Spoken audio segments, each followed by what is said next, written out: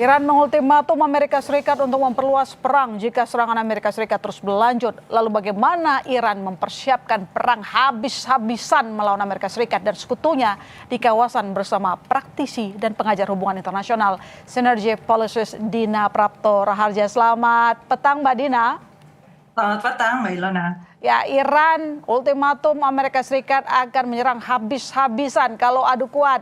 Apa respon Amerika?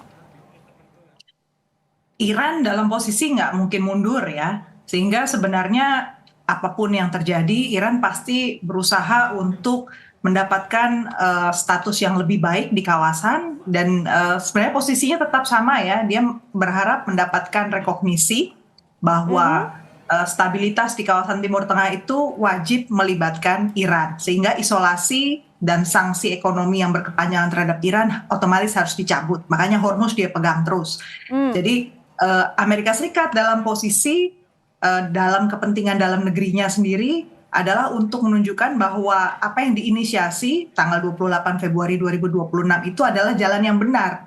Itu aja dia berusaha mempertahankan bahwa apa yang dilakukan itu bukan yang keliru gitu. Oke. Artinya saja masalahnya ya memang ternyata sepanjang perjalanan ini ada begitu banyak resistensi yang besar ya dari pihak Iran. Kalau Iran tidak mungkin mundur, bahkan mengultimatum Amerika Serikat, dia dapat dukungan politik dari mana, Mbak Dina? Dapat tidaknya dukungan politik dari negara lain itu adalah hal tambahan begitu buat Iran. Jadi satu saya mau sorot dari dalam negerinya Iran sendiri. Iran itu kan punya pengalaman historis diserang habis-habisan ya.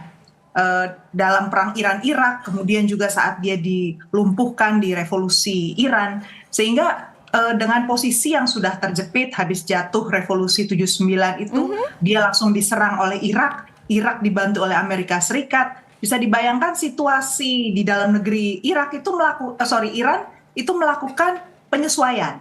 Jadi yang kita hadapi sekarang ini, mereka akan terlintas lagi apa yang pernah mereka alami, sehingga mereka melihat nggak mungkin bahwa perang ini akan berlangsung pendek, mereka justru harus bersiap jangka panjang. Dari sisi dukungan eksternal, saya melihatnya negara-negara di kawasan, terutama negara Gulf, negara-negara Teluk, ini dalam posisi yang sekarang diperlakukan kurang patut sebenarnya sebagai mitranya Amerika Serikat. Jadi dari pihak negara-negara Teluk ini sekarang posisi berusaha sebenarnya jangan sampai Iran itu terlalu digencet, karena kalau digencet, ditekan, efeknya itu justru Iran akan melawan ke negara-negara yang terdekat. Tapi kenapa, pertanyaannya adalah kenapa Iran justru memilih untuk menyerang negara-negara Teluk? Negara-negara Teluk itu simbol dan di satu sisi negara-negara Teluk itu juga punya basis militer dan mereka mengandalkan ketergantungan pada jasa perlindungan militer dari Amerika Serikat. Itu yang menjadi simbol bahwa eksistensi Iran itu tidak mungkin dengan eksistensi dari Amerika Serikat di kawasan itu bisa bersama.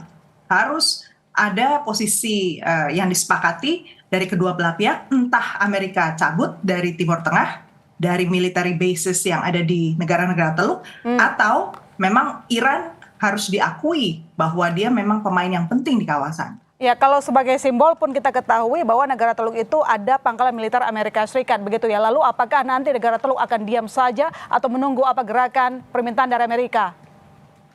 Negara-negara Teluk sekarang dalam posisi melakukan transisi sebenarnya. Mereka juga melakukan penyesuaian. Mereka tahu dengan semakin lemahnya Amerika Serikat dari segi amunisi, kemudian juga dari segi teknologi persenjataan, sekarang sudah ada pesaing dari Amerika Serikat. Rusia dalam kondisi tertekan, tapi sudah ada China yang sekarang menjadi penyedia teknologi alternatif.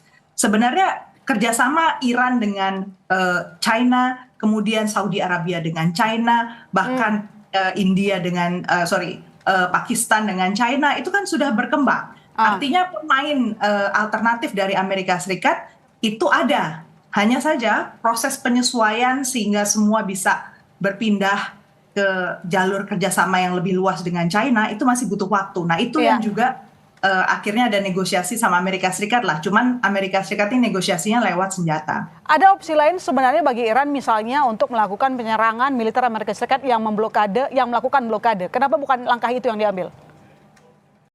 Sebenarnya adalah untuk menunjukkan bahwa jalur-jalur yang ada sekalipun itu bukanlah yang terbaik gitu.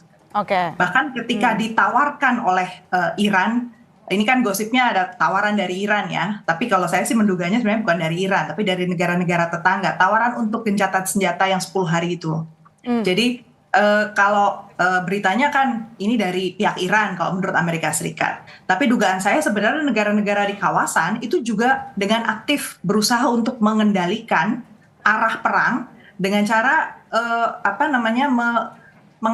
memberi dorongan lah untuk tolonglah di stop dulu serangannya supaya jangan sampai eskalasinya ini terlalu berlebihan.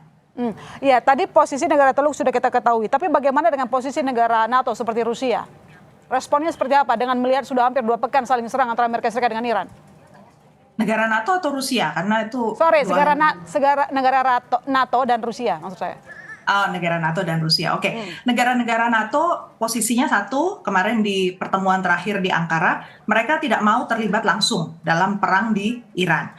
Dan konsekuensinya kemudian Menteri Perang Amerika Serikat sudah datang kembali lagi, kemudian bilang, kalau gitu kita evaluasi kehadiran Amerika Serikat di pangkalan-pangkalan militer di negara-negara NATO, khususnya yang disorot adalah Spanyol dan Italia. Artinya, kedepannya ini udah pastilah Spanyol dan Italia akan melakukan upaya-upaya di mana mereka bisa lebih mandiri secara militer. Dari segi Rusia, kita lihat bahwa pertemuan terakhir di Ankara itu menunjukkan militerisasi yang lebih tinggi, anggaran pertahanan, bahkan ada bank multilateral yang diciptakan oleh negara-negara NATO bersama dengan Kanada untuk membiayai pengembangan senjata-senjata presisi jarak jauh.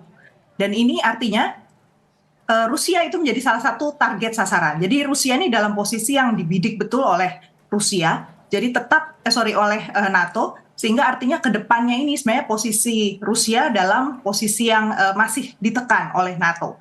Berarti urusan Timur Tengah sebenarnya itu masih menjadi domainnya Amerika Serikat. Dan apakah memang Anda melihat bahwa nanti akan terbuka perang yang lebih luas, apalagi kita lihat juga ada ancaman terkait dengan Selat Hormuz atau mungkin juga ada ketegangan di Al-Mandeb. Bagaimana dengan situasi harga minyak saat ini juga sudah mulai mendidih begitu, Mbak Dina? Bagaimana dampaknya terhadap negara-negara kawasan? Satu, negara-negara kawasan jelas agenda mereka untuk menjadikan ekonominya lebih diversified, punya sumber penghasilan baru dari pengembangan AI, kemudian juga perbankan, kemudian ada turisme. Mereka kan sebenarnya sudah menyiapkan ya aneka infrastruktur dasar supaya investasi-investasi asing masuk ke kawasan Teluk. Kenyataannya dengan ketidakpastian yang ada dan diprediksi ini akan jangka panjang, maka dana yang mereka miliki itu harus dipindahkan ke luar negeri. Artinya yang kita lihat di dalam negeri negara-negara Teluk itu pasti ada penyusutan ekonomi selama mereka bertransisi memindahkan dana-dananya keluar kawasan.